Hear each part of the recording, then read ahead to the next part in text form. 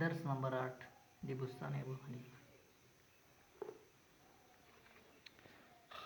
د بستان ابو حنیفه والا اتم نمبر سبق د شفاعت په باره کې ده. شفاعت والا حدیثو سلسله چلو ده. اوس یا احادیث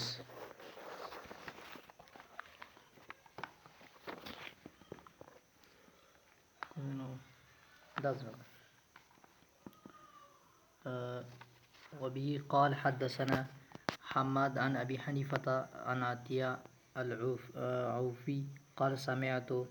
أبا سعيد الخدري يقول أبا سعيد الخدري منسوب شو كنا يقول سمعت رسول الله صلى الله عليه وسلم يقرأ عسى أن يبعثك ربك مقاما محمودا قال يخرج الله تعالى قوما من النار من أهل الإيمان والقبلة بشفاعة محمد صلى الله عليه وسلم فذلك هو المقام المحمود فيؤتى بهم نهرا يقال له الحيوان فيلقون فيه فينبتون كما ينبت السعارير ثم يخرجون فيدخلون الجنة فيسمون الجهنميين ثم يطلبون إلى الله تعالى أن يذهب عنهم ذلك الاسم فيذهب عنهم. قال حماد عن أبي حنيفة عن عبد الملك عن ابن عباس عن النبي صلى الله عليه وسلم قال يدخل قوم من أهل الإيمان يوم القيامة النار بذنوبهم فيقول لهم المشركون مشرکان بوته شوکی طعنا بوله ورکی طعنا ما أغنى عنكم إيمانكم ونحن وأنتم في دار واحدة سپیدا تاسو ایمان وروړی سپیدا خلل نه قدر نعذب ټولو ته به عذاب ملويږي نو فيعذب الله عز وجل فيغضب الله عز وجل لهم فيأمر ألا يبقى في النار أحد يقول لا إله إلا الله چې هغه سړی جهنم نه وباسي چې لا اله الا الله ویلي وي. فيخرجون وقد احترقوا حتى صاروا كالحممة السوداء تورې سکراټي په شان دي جوړ شي الا وجوههم مگر مخونه بيد شي دا به نه خراب شي. خلق سجدي زيني کنه لا يزرق عينيهم انه لا يزرق عينيهم سترګې ولا تسود وجوههم سترګې به شین کوي نه کنه تزریق چشتل شنه او شینواله د سترګې بد شي علامه ده کنه صحیح ده. د جهنمونو سترګې به تک شنی د ډېر شنی سي بد لګي ولا تسجو مخونه بینه تور مخې بنئ فيؤتى بهم نهرا على باب الجنة ودي كاتو فيغتسلون فيه فيذهب كل فتنة وأذان ثم يدخلون الجنة فيقول لهم الملك طبتم فادخلوها خالدين فيسمون الجهنميين في الجنة ثم يدعون فيذهب عنهم ذلك الاسم فلا يدعى به أبدا فإذا خرجوا فلا يدعون به أبدا وتسوق جهنميين فإذا خرجوا قال الكفار کفار بغه ټیم کې افسوس وکي کنه یا لیتنا كنا مسلمين فذلك قول الله عز وجل لا اندواي کنه ربما يود الذين كفروا لو كانوا مسلمين دوی چې کاش کومه مسلمانان و ټیک شو. به قال حدثنا ابو حنيفة عن حماد عن ابراهيم عن علقمة عن عبد الله بن مسعود رضي الله تعالى عنه قال جاء رجل الى رسول الله رضي الله عنهم ویل شيخا کنه په جمع صيغه د سند کې ټول کسان دي ټیک شو. رضي الله عنهم یا د سیکا چې رضي الله عنه وعنهم ټیک شو صحیح شو. قال جاء رجل الى رسول الله صلى الله عليه وسلم فقال يا رسول الله هل يبقى احد من الموحدين في النار چې چې څوک مسلمان سړی به جهنم کې پاتې کیږي. قال نعم رجل فی قعر جهنم یو سړی به د جهنم بیخ کې به پروت وي. قهر مینځ دی نه ډیر بل شاندې حدیث دی دا کنه ډیر مزدار حدیث دی. یا چې یو جهنمی وي کنه پروت دی جبرئیل اسلام ملټی نه به ملېږي. دا حدیث کله کله علما بیان کوي چې دا کم حدیث دا کم کتاب کې شو. دا مسند اعظم کې شته بل ځای کې نشته دا حدیث ډیر نه ملېږي کتاب دا کنه. اوس ګوره ینادي بالحنان المنان هغه به تللی وي اوزن یا حنان یا منان. حنان نرم تل شي کنه یې نرمي کوونکی. الولد الاب الحنون العطوف کنه نرم پلار. المنان احسان کوونکی خدایا. حتى يسمع صوته جبريل عليه السلام جبريل السلام بده دي आवाज ووري فيتعجب من ذلك الصوت فقال العجب ثم دير تعجبه كي خاكنا ثم لم يصبر حتى يصير بين يدي عرش الرحمن ساجدا. هیڅ صبر به تنه کی خړ ډیر د دردون کی आवाज وي. خدای پاک د پریزي چې الله د کم زین رضی پته وته نه لګي وګوره علم غیب خبر یا د شیانو پیژندل د الله طاقت ته خاکن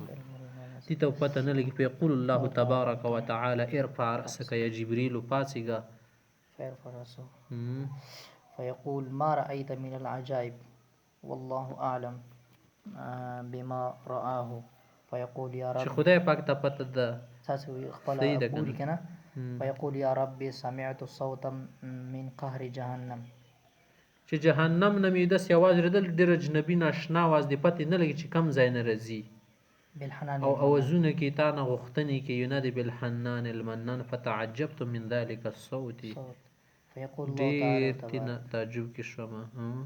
فيقول الله تعالى الا بوتي چې لاړ شي جبريل اذهب الى مالك خازن د جهنم ته لاړ شه لخزنه جهنم اشتا کنه. قل له تشي اخرج العبد الذي ينادي بالحنان المن چې لاړ شتي ولټه د یو ځای چې سړی دروغاوي کنه هغه ته خو د قرت شي پته لګي کنه لګيږي. دا به د جهنم دروغای خابیا بو ته پته ونه لګيږي. او دا بس پروټه کې تک سور شوی د سړی نه به پیشندلې شي خا کنه د خدای طاقت څنګه دومره پر شي خوېږي بریک بین ذات لطیف ذات دروغه بنشي پیدا کولې د سړی نه سمیع حقیقي بصیر څوک شو الله تعالی شو. ټیک ته مختصي فيذهب جبريل عليه السلام الى باب من ابواب جهنم فيضربه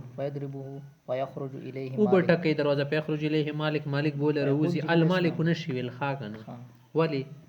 دا معلومي فرشتي نوم دي کنه دي ته المالك څنګه معرفه خو معرفه نه جوړيږي کنه. او دا غان دي دا منصرف دي دا منصرف پرېدا د ځکه دا منکر نه د خاکنه دا مالک و معرفه لش ټیک ده. فيقول جبريل فيخرج اليه مالك بياي كمالك بياي مالك يلشي كمالك يلشي زيد النشي الولي يلشي كنا معرفه منوني يلشي. فيقول جبريل عليه السلام ان الله تبارك وتعالى يقول اخرج العبد الذي ينادي بالحنان المن فيدخل جهنم ته به مالک ناوځي کنه فيطلبه فلا يوجد نبشکتله وان مالكا اعرف باهل النار. دا خو ډیره زیاته پته یې کنه من الام باولادها چې مورته د بچی سمره پته دومره پته د جهنم ویخه. خو فيخرج روب زهران پیران فيقول لجبريل عليه السلام ان جهنم زفرت زفرة لا اعرف الحجاره من الحديد ولا الحديد من الرجال. چې جهنم دومره زور کې دي کنه اور پکې بلیږي او شعلي وهي د غیظ او غضب ولا اوزونه تنوزي ساګانی اخلي. زه اوسپنې د کانی نه نشم بلولې او سړی د اوسپنې نشم بلولې څه پته پکې نه لګي دومره سور شوی دی ارڅ شپږي. دا څنګه د سی زفر هغه ته د واسو بس شپون کې زفیر لکه دې له شي غوسیږي شهیق او زفیرا کنه. فيرجع جبريل عليه السلام حتى يسير بين يدي عرش الرحمن ساجدا بخدي پای تسجدي وني فرزي. فيقول الله تبارك وتعالى ارفع رأسك يا جبريل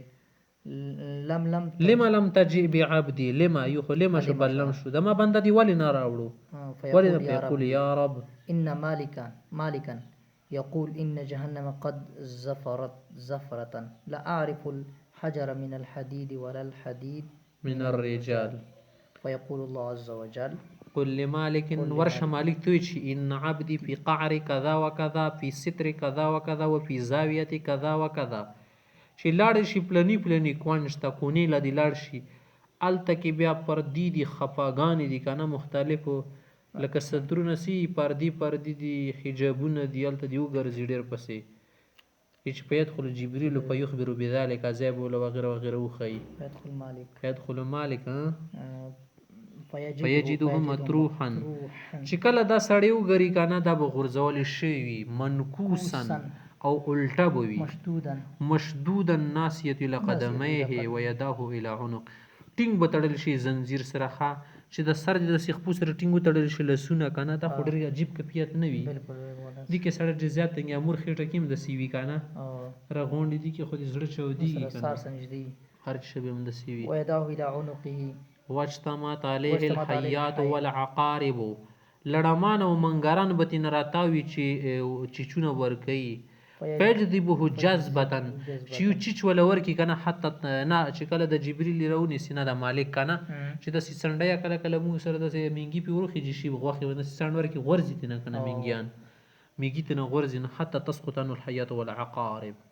ثم يجذب جذبة أخرى حتى تنقطع منه السلاسل والأغلال. دویم جړکا چې ورکی کنه جړیک سره به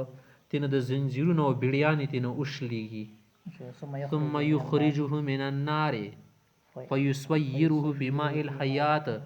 د ماء الحيوان کې به واچي ویا د پویلا جبريل ته وی ورکی چې هم ده دي ويأخذ بناسيته د سی بیرونی سی ويمد مدن بيبي د سر کینشکی ځان پسې فما مر به جبريل على ملأ من الملائكه الا وهم يقولون. چې کمی ځای باندې جبريل سره د ځان سره به کنه ار پرشتو لټولګي بوای چې افل هذا العبد اي هي افسوس حتى يسير بين يدي عرش الرحمن ساجدا لا تبيا بريوزي فيقول الله تبارك وتعالى ارفع راسك يا جبريل ويقول الله تبارك وتعالى